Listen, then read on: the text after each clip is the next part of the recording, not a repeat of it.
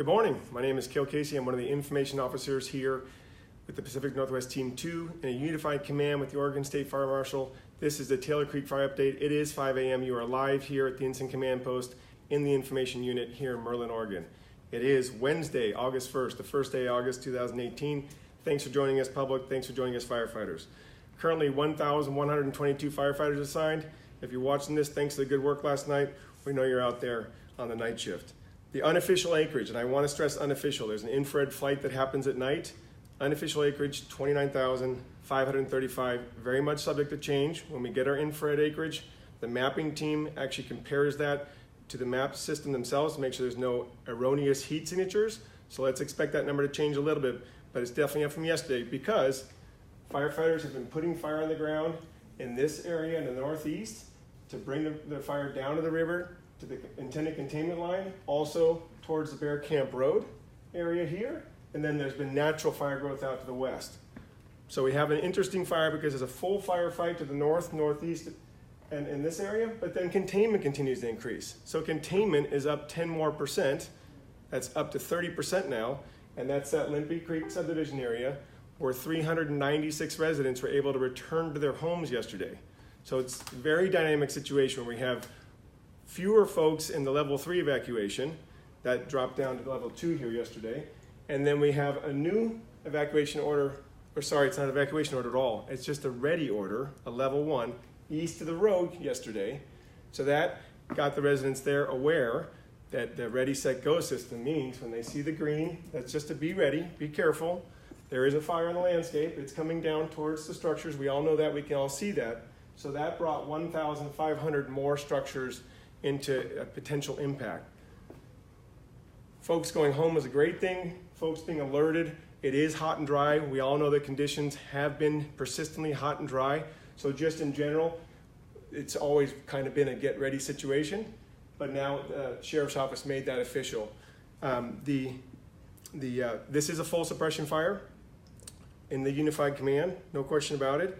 And the fire behavior yesterday was observed as more moderate, with short and intense uphill runs.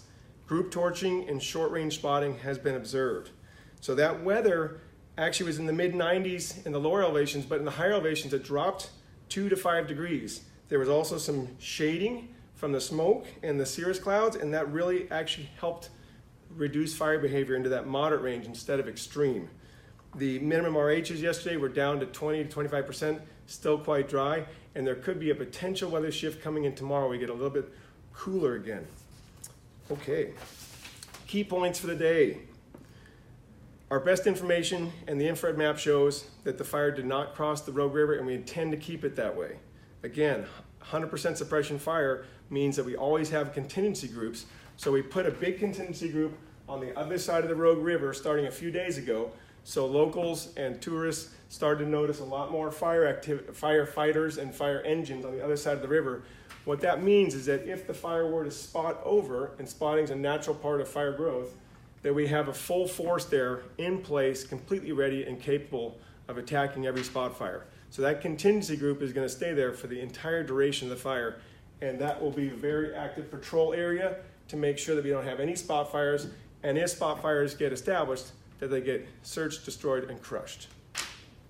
Okay, the closures announced yesterday by the Sheriff's Office and BLM impact the Rogue River, and those have been changing, and we always post those. So the river has been impacted. Some of the takeouts and put-ins have been changing status, so we post those. We know that's dynamic, and we know that affects a lot of the businesses. Just want to let you know that because it's changing so much, we go ahead and we always post this on this Facebook page. The Josephine County Sheriff's Office always posts it to there. If you're ever in doubt, you can always call the Joint Information Center at 541-474-5305. So getting back to this dynamic nature, elevations changing up and down, the ready, set, go system, that green from yesterday, and then we had the reduction from the 3 to 2. So again, we had about 4 or 5 different notices yesterday. You can sign up for different types of alerts. There's the rvem.org, Rogue Valley Emergency Management, has an alert system on their website. There's also the JOCO, Jefferson County Interactive Evacuation Map. We're going to post that link. It's a quite long one, so we didn't want to write it across the wall here, but we'll go ahead and post that. That way you can type in your address of your home or business, and it'll tell you exactly what zone you're in. Another point for the day, we've noticed on this feed that neighbors are helping neighbors. In the comment threads, all these great questions and concerns that you have, we see you out there, taking the time to respond to your neighbors, letting them know what you know, putting up maps. We have one person out there who's taking the Joco interactive map and showing the change from when there is a change, they point to all the change areas. We really thank you. That really helps us out. We're a very small information shop. We have lots of duties to do. We take the media out to the fire line. We're in the community at the signboards. We're up posting. We're taking media on tours so they can get in there. We're doing all sorts of things, and we really appreciate it when we don't have the time to get to every single comment to see neighbors helping neighbors. That's goodwill. We really appreciate the support there. There is a community meeting tonight here at the North Valley High School. It's at 6 p.m. and we chose that location because it's in a nice, closer area to where we are. We can get there, you can get there. It's not in an area up in this area that could be impacted by if there is a sudden wind shift. Thankfully, hopefully today, we continue the good firefight. The firefighters, this is very steep country. It's been very visual. We know that folks have been able to see this. We're encouraging people to not linger around areas where there's fire apparatus, where there's road closures, or recreate anywhere around the river. There's been some moderate fire behavior as this fire backs down here, so people have been feeling comfortable with their families and such. Watching the helicopters work, we strongly discourage that. Let the firefighters work. Let's move out of harm's way. Let's move out of the fireway. Thank you for that. Just a reminder, this is the first Fire Facts in the morning. We do this to give you the best information we have, but we know it's going to change. This acreage, again, unofficial acreage. This is an infrared map. The official 209, the document that we have that states the acreage, is the same as last night, but we all know that it grew because we put fire in the landscape here, here, and here. So we know it changed, but this is not to be taken as the definitive word. We have to have our mapping department check the infrared map. So just go with me there, please. In the fire, we have an expression called Semper Gumby, be flexible. That's how we have to keep our sanity as firefighters, because everything's always changing for us. Semper Gumby. We pass that on to you because that might bring you solace. Things are changing a lot here, and we encourage you to be flexible too. Thank you for the signs and support.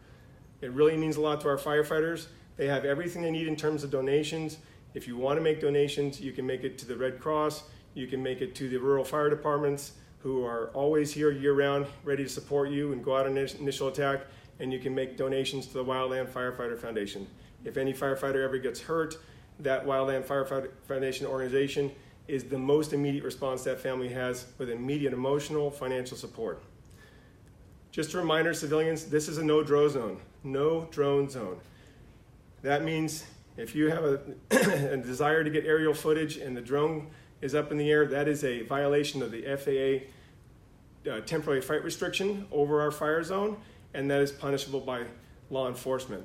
And they will, in fact, typically find out who flies a drone in an area with this many civilians. So please, don't put drones up. If the drones are seen by our helicopters, and as you all know, we have a lot of helicopters working out here, they all have to land immediately for safety reasons. So please, no drone zone. Finally, standing order number 10, we all operate under our standing firefighting orders, is fight fire aggressively, having provided for safety first. We have firefighters out there right now on the night shift who have been mopping up, patrolling, and also putting some fire on the ground. They've been doing that in the dark of night. They have to do that safely, and now our day shift's about to head out there. So we're gonna be fighting fire aggressively, 100% suppression fire, but we always have to provide for safety first. Thanks so much for being with us. Thanks so much for the support. We'll look forward to responding to your questions and seeing the community meeting tonight, 6 p.m. at the high school. Thanks.